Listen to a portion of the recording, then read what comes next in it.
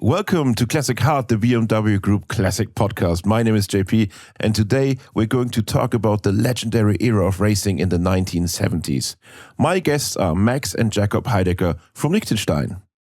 This car is the most honest car you ever see. It's been a dream ever since I've had it. The first time I heard that engine screaming, I thought, I gotta have one of those. For me, the cars have personality. What's great about a BMW Classic is the community that surrounds it. When you listen to that, that's why we're here. Max Heidegger modified the engines of the BMW 2002 for racing in the 1970s and surprisingly won Le Mans. His son Jakob had a correspondingly unusual childhood and today runs the Heidegger AG. They'll tell us about their amazing stories in detail. Max, hello, how are you? I'm doing fine, thank you. We're so happy you're joining us. And also Jakob, welcome to the Classic Heart podcast. Good morning, JP. Already in 1962, you founded your company, named obviously after you, Heidegger AG. Basically, this is a garage and a dealership, right? We had a garage and we had a tuning department. We worked on two legs.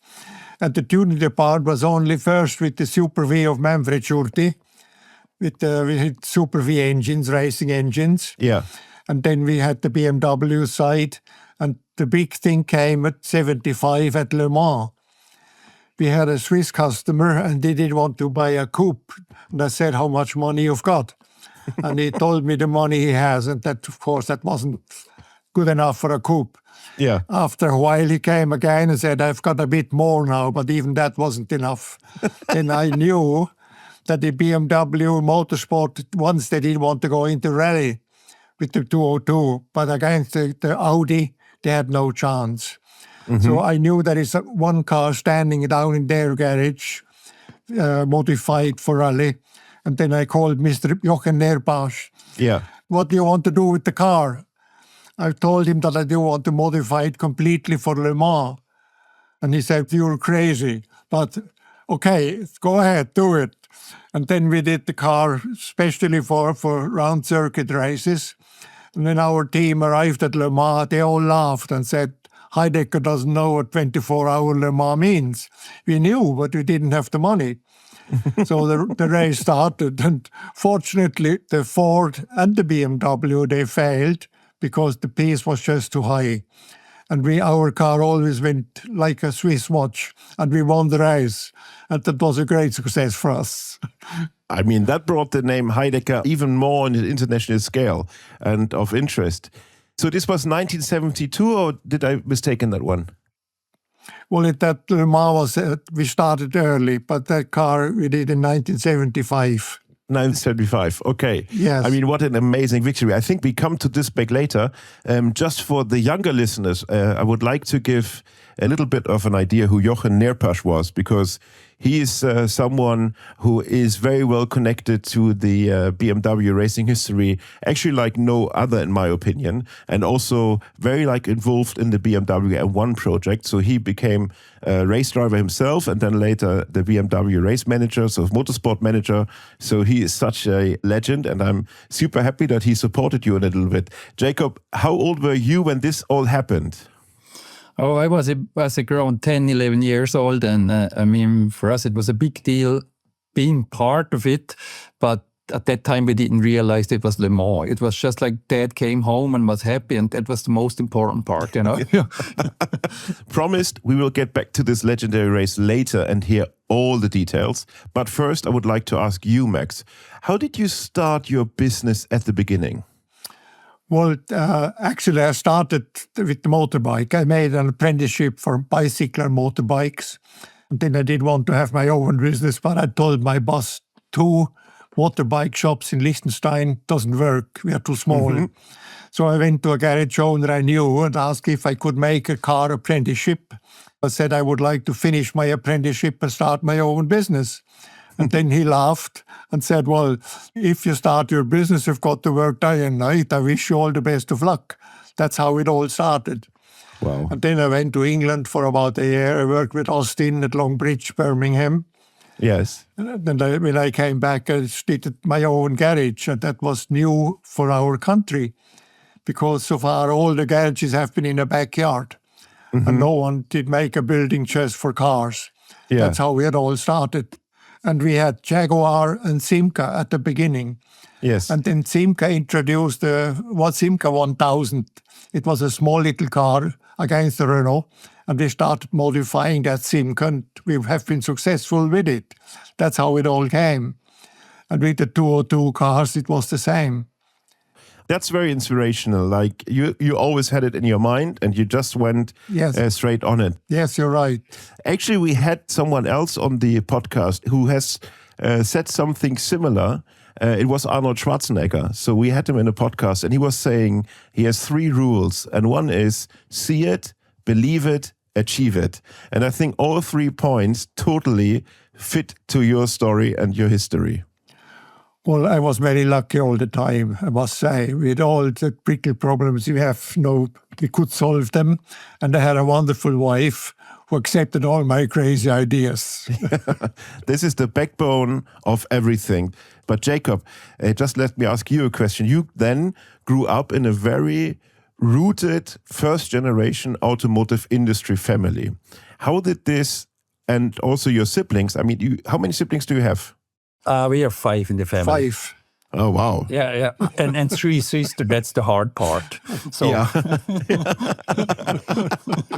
But how was it then for you guys? Are you all in the family business? No, we are not all in the family business. I run the business right now with my sister. The oldest sister, it's working at the office, but the ownership, it's my second oldest sister and me. And the other family, we are really close together and doing other businesses together, but they are not in the business. Is it fair to say that it was definitely your path of going into the footsteps of your father? We never had an idea about what we're doing. It's just like you grew up at the shop. And so it was also not a big question, So it was just like growing into it. Fair enough, I had to say, we had a lot of freedom. Like we could travel a lot. Like if we went out for 2 months, it was no problem, and growing up in a big family, it's a fun part, Yes. I love this family value thing. I think sometimes we forget how important a family bond could be. Yeah, you're right. And I think this is the secret of your success. And having a senior who's also wise enough to let go in some parts, I think. Well, I think that's the most important thing. Yeah, here we go, Jakob. If the kids are big enough and old enough to take over the business, you've got to get out of their way because you have 30 years other ideas. And they have their ideas, so you have to let them work ahead the way they want to do it. But with your wisdom, you can be very helpful and your experience.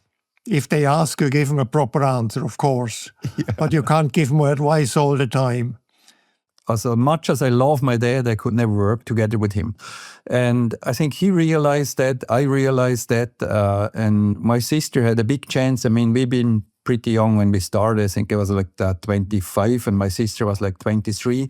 And that's when we started and took the business over. We had the family bond. And for me, it's so important. For example, if we had not enough mechanic, I could call up my brother and he was changing wheels during the winter season. Or dad, even when he was retired with 65 years old, he stopped by and was helping at the shop. I mean, that's a long time ago, but it helped. I think it was a very, very wise decision to let the next generation do what they want to, but be always there for them. But let's speak about motorsport. So, Jakob, what is your earliest memory about the Heidegger in motorsport? I mean, we had the race shop was not there at the beginning. We did it at the regular garage. And then the race shop started.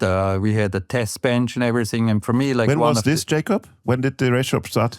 I think like 70, 72. Okay. But the amazing part was the race shop. It's in the middle of the village.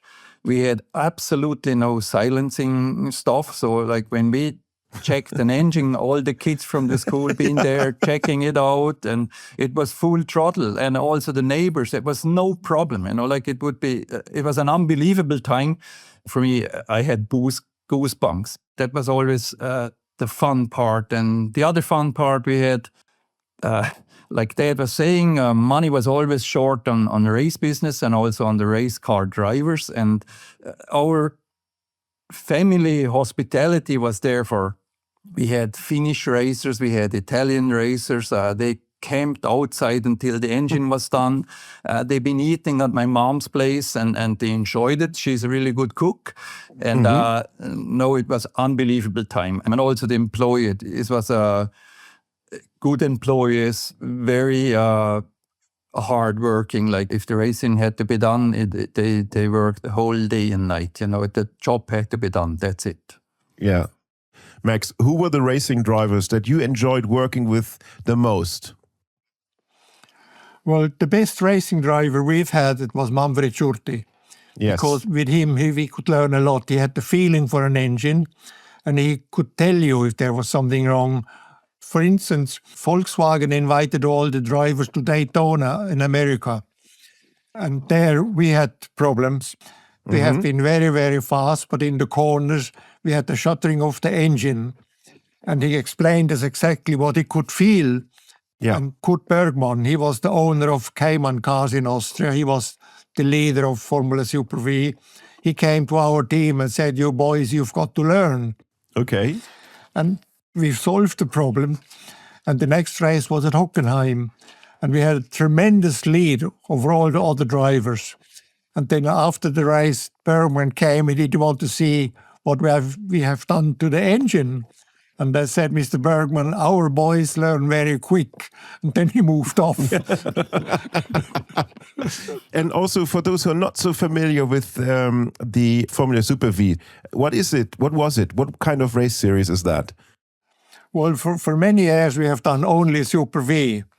Then we had the BMW 202 race, came the Group 2, and then the Group 5 BMW cars, of course. But the big help we always had from Mr. Nerpasch at Motorsport. Yeah. Because during the racing season, you have full jobs, but in wintertime, there's nothing on. And he gave us the permission to produce engines for them. Yeah. So we could buy the complete kit, do the engine, and bring it back to Munich. And it was a great help for us. Oh, that sounds like. So what is the magic of building a race engine? I think that the problem is they all think about an engine, but an engine, there are 100 details you've got to take care of that makes you successful in the end. And it was the same in Formula 2. We have been in Formula 2. Then there was the first race at Silverstone in England, and we had no driver. And then Leonhard from the Lister Racing Team, he was there, and I asked him, "Would you please drive our engine?" He says, "Yes, but if the engine blows up, I don't pay." I said, "Well, that's okay." So he did our engine in his car, and he led the race absolutely. He drove off from all of them. And about 3 laps before the end, the engine started misfiring. The problem was his battery of his car had been empty, and the mechanics didn't put the cable on properly. That was the mistake. Oh, man. But after that, we had a good reputation. And then we knew that Honda is coming, and I really respect Honda. And I thought, well, we must have more power. And we have been looking for power with the BMW engine, and with all the details, I went out to Munich, and I asked them if they would pay for that modification from us to do their engines, to have powerful engines. And then for a while we had discussions, but in the end they said, "Well, go ahead, do what you want." That's what we did. And then there was the first race at Hockenheim, and Stefan Belloff, he drove our engine, and he led the race and won the race. And that changed everything for us, because we beat Honda and we beat BMW. Funny enough, today I went to a bookshop and I saw a fantastic book about Stefan Belloff. And in my opinion, he would have become one of the most successful racing drivers if it hadn't been for that tragic accident that claimed his life at Spa in 1985. Yeah. He was just 28 years old. I mean, he was such a daredevil in a racing car, but without, ruining the car. A great loss. It was for us always when we lost the race car drivers, they've been also like family friends, and that was with Beloff and that was with Joe Gardner. That's the sad story. Like the cars we have, most race car drivers are dead. Beloff was a very kind person and like you've been saying, an incredible race car driving. I met him as a boy in Nürburgring. Didn't speak to him because he just looked up at him. He was like at that time the big name in racing. He was really something else. Races in the vintage or like in the former days of long distance endurance races and stuff like this, we always tend to forget that besides the excitement, it was a hyper dangerous sport, and it took the lives of so many people that have so much talent.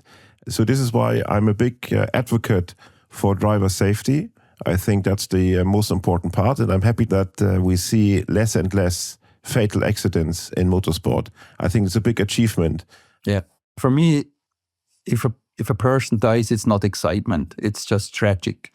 And like today, if you see the huge crashes in Formula One or also like closed wheel driving, normally nothing happened. Maybe there are bruises, there maybe a day in hospital, but they survive. And as a kid, when you watch TV and you saw something, I mean, either they burned or get killed immediately, but there was like, if there was an accident, normally the driver was dead, especially if it was a quick driver. And that was the bad part about it. And like you were saying, JP, safety for me, it doesn't make it boring if the drivers don't die. You know, I mean, of course. I think that's the best part about the technology we have those days. And if you look at Stefan Beloff's car and you take the spoiler off, you see the shoes. And the spoiler was just a piece of plastic. Yes, you know, there was unbelievable. There was, I think, even less safety than on a motorcycle. Because on a motorcycle, at least, if you're not squeezed into a car, you had a chance to survive if you crashed into a grass field, you know. Has the thought of becoming a race driver ever crossed your mind? Yeah, I started with motocross, you know, but I realized about a year in racing that I do it as fun. You know, It was never on that level. And also, I mean, what we saw, it was always a problem of money, and I knew I can't afford it. And for me, it was not racing, but it was fun, you know, and you could compete against a friend, but the other way was just way out of my reach. And I saw how many families lost all their money, and there's just a really, really small amount of people that can live out of racing. Definitely, racing is a very costly activity, I would say. And speaking about racing activity, we need to, in depth now, speak about your personal Le Mans experience, Max. Well, with Le Mans, that was a big surprise for us because we knew what we can do, and we knew that the Formula 2 engine would last if it's done properly. And we got the car from Mr. Nerpasch from BMW, and we completely modified it for circuit races. That was our big step forward. And when we came at Le Mans, the Ford Caprice and the BMW Coupes, they have been quicker than our car.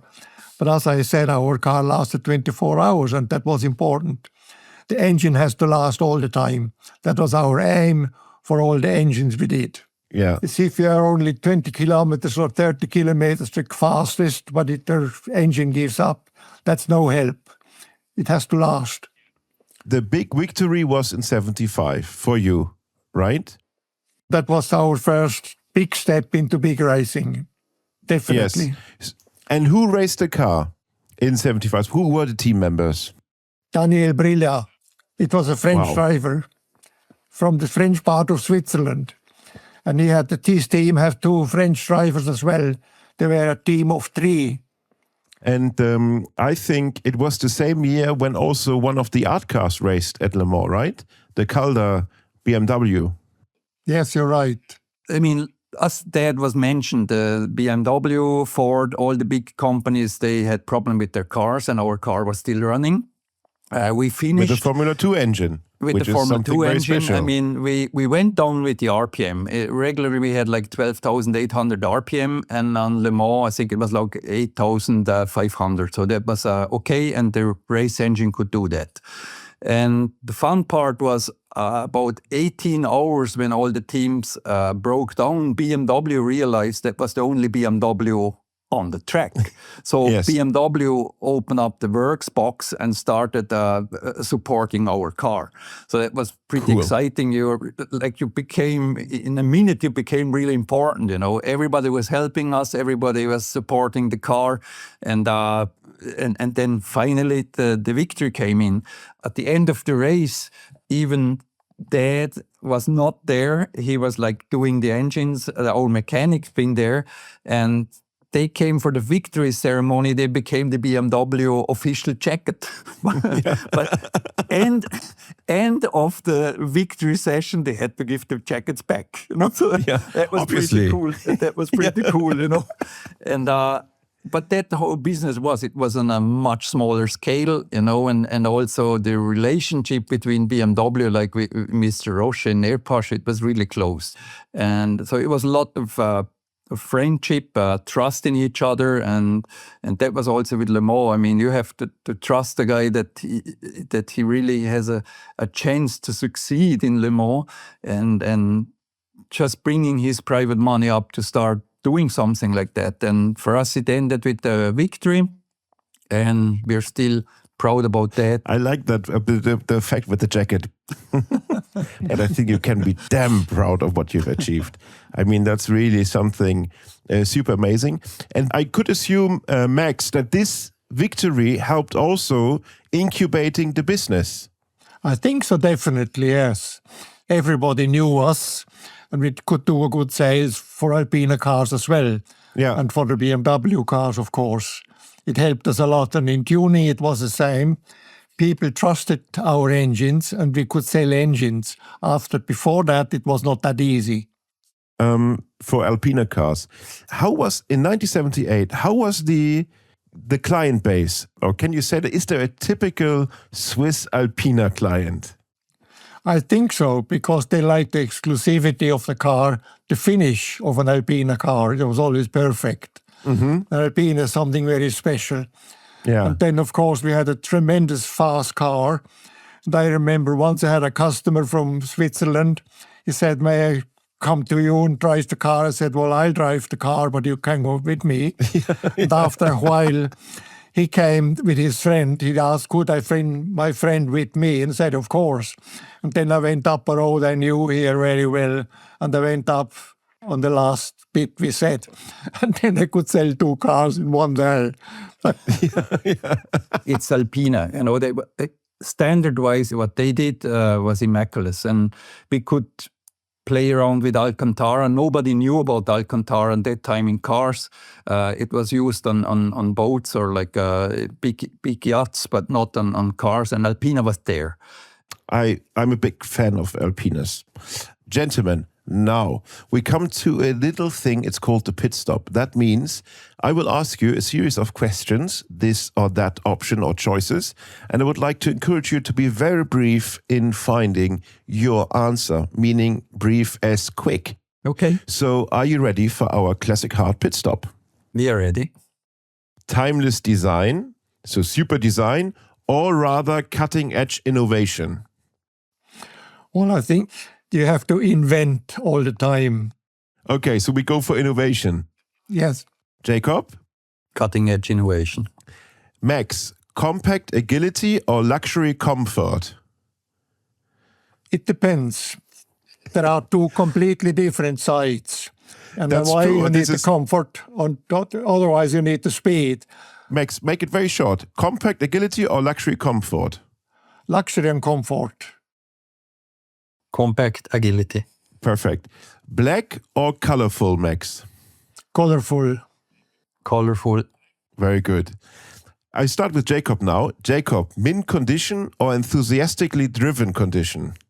Enthusiastic driven condition. Driven condition. Max, customization or factory perfection? You see, the problem is every innovation has to be perfect in the end. That's True. the problem. You can't compromise. That's true, but maybe you say that I don't want to touch anything because the factory does it all right, or I do my idea on something. I always do my idea on something. Jakob, same for you. Customization or factory perfection? Customization. Jakob, driving alone or driving with passengers? Driving alone. I enjoy driving with my wife because she Yes. always slows me down. But otherwise, I enjoy doing it my own. Very diplomatic. Yes. Driving or being driven, Max? Driving. Driving. Road trip or racetrack? Racetrack. Racetrack. Rolls-Royce bespoke luxury or BMW M performance? That's no question. And performance. I think Rolls-Royce is something very, very special. To give you an idea, I have a Rolls-Royce model 1920. Wow. Then it was ahead of its time completely. And it's still something very special now. And there are two different philosophies. Either you have comfort, absolute maximum comfort, or you've got the speed and possible good comfort. But you can't have both. And if you choose, what would you choose? When I was young, I didn't want to have the power, but now I choose luxury. Okay, I mean, fair. Autobahn or country road? Country road. Country road. So you go together in the Rolls-Royce and a BMW M on the trip. Yes. Stick shift or pedals? Pedals. Pedals as well. Petrol or diesel, Jakob? Well, that's a hard decision. I drive I know. 99% the diesel, but it's petrol. It depends where you drive. In Ireland, I'll drive a diesel Yes. because it's cheaper on fuel, and back home I drive petrol because Okay. you've got more power and more speed. I mean, if it's amazing your diplomacy in making it able to answer both questions with yes, but I go further. Electric or diesel or electric? It depends where. If I drive into village, electric is okay, but if I drive distances, I want a diesel. I saw the new M3 that will come out in an electric. Engine in the front or in the back? It depends what you want to do. If you do racing, engines at the back. If you drive on the road, engines in the front. Engine at the front. Straight 6 power or V8 growl? Straight 6 power. V8. Sell or keep, Max? Both. If you've got an old car, you've got to keep it. If you want to live, you've got to sell cars. Sell, we're dealership, but sometimes it hurts. Very good. Radio on or off? Radio off. Radio off. Perfect. Thank you very much. I think we have to speak about the Rolls-Royce. I was not aware, Max. Yeah? You still own that Rolls-Royce? I still own the Rolls-Royce. Yes, I do. I got it a long, long time ago from Scott Moncrief in England because I always had the idea to have a silver ghost. Yes. Then once I went in touch with him and said, if you ever have a silver ghost, I would like to buy it. And then eventually I got an information. He's got a silver ghost pickup because during the war in England, they made pickups out of every car. Yeah. So I had a silver ghost pickup and I could buy that car and I did start to restore it. It took about 14 years to finish it, but now it has the original body. And that was very important for me from Rolls-Royce. I wrote to them and told them, I've got a silver ghost pickup, but I would like to have the saloon car. And Yes. they sent me all the details about the body. It's unbelievable. They have been very, So very from helpful. the archive. Yes, and it's perfect now. But the problem Amazing. is hardly no one can start the car because it's something very special to start it up. But, Yes. but they have to learn it. And it's amazing if you're on the road, everybody looks at the car, and it's so smooth. It's still, for me, it's still a Rolls-Royce. It's very... I mean, this is something that Rolls-Royce was famous for because I think, if I'm not mistaken, Mr. Royce said that the only thing you should hear is the clanging of the keys, clicking on the dashboard. But that was a bit later. But I think this was always the philosophy, making a very smooth, quiet driving car. Yes, you're fully right on that. It's so smooth, even that old, but it's still very smooth. And they already had a speed hold.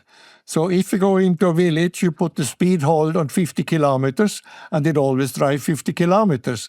I mean, it's 120 years ago. Yes. It's unbelievable. That's crazy.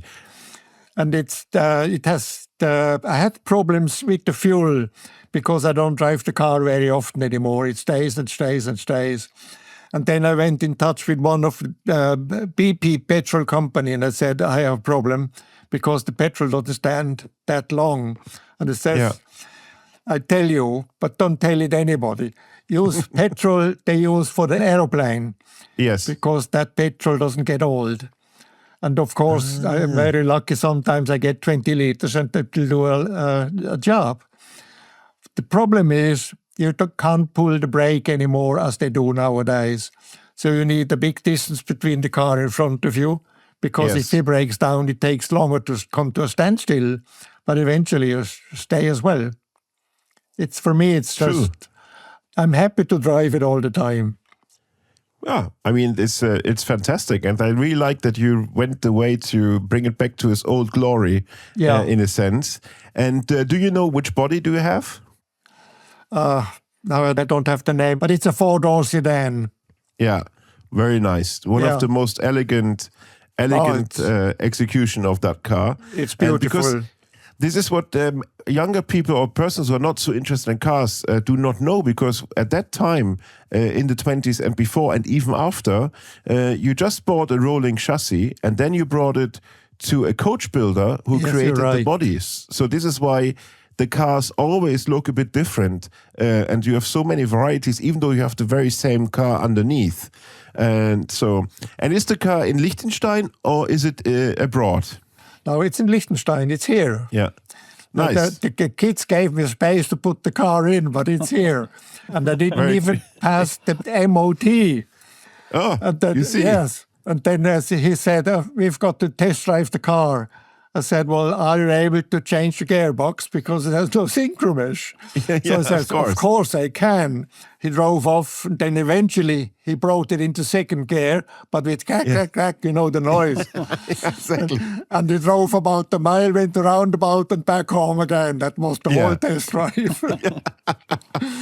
So for everyone who has issues with MOT, try to get unsynchronized and maybe the gas pedal in the middle configuration. Yes, exactly. The test drive for an MOT will be very short. I think so. It was a very short drive. Yeah, I love that. And I mean, these things are so fantastic. And obviously, there are less and less people around who know how to maintain pre-war cars. And the brand specialists have also generational issues.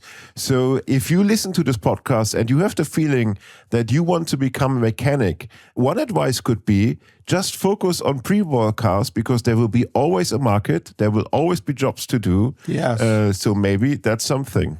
And with the Rolls-Royce, it was the same problem. I did need 2 new engine blocks because they have been corroded very badly. Rolls-Royce gave me the original drawing of the blocks. I could make new blocks, and that was it. And then eventually an Englishman from England came and said, you still have some blocks there. I said, well, you may have them when I've sold them the blocks.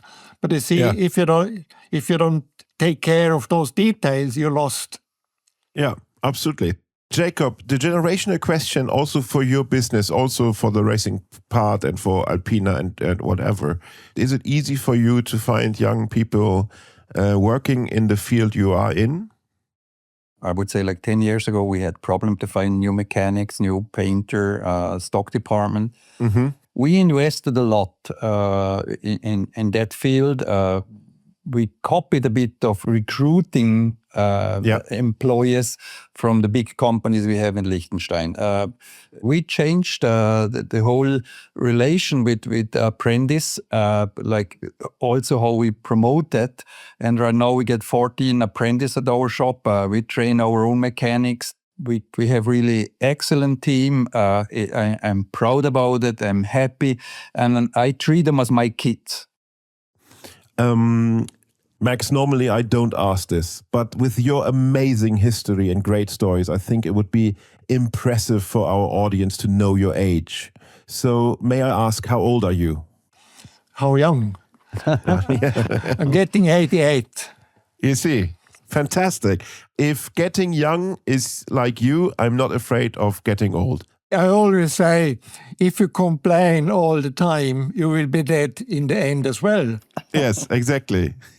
So both, thank you very, very much, Jakob Heidegger and Max Heidegger for joining us today. Thank you so much. It was a pleasure to meet you. Thank you very much. Thanks a lot. And thank you to everyone who joined us at this little racing-inspired session. And if you want to learn more about racing in the 1970s and BMW Motorsport of that time, I highly recommend our Classic Heart episode with Franciscus van Meel, the CEO of BMW M. The episode was published in September 2022, celebrating the 50th anniversary of BMW M. As always, I would like to ask you to give us 5 stars. And if you have a great story to tell and would like to be a guest in our podcast, write us. You can find the contact details in the show notes. Last but not least, I would like to thank our team behind the Classic Heart podcast, our editor Friederike von Königswald, Marcus and Alex from Scenario Studio, and our producer Robin Seiser from Shot One. Thank you all. And again, kind regards from Tokyo to Liechtenstein. What a distance. I'm so happy. Thank you. Max and Jakob, thank you so much. Auf Wiedersehen. Ciao, Adieu. schönen Tag. Ja, schönen Tag. Ja. Bye.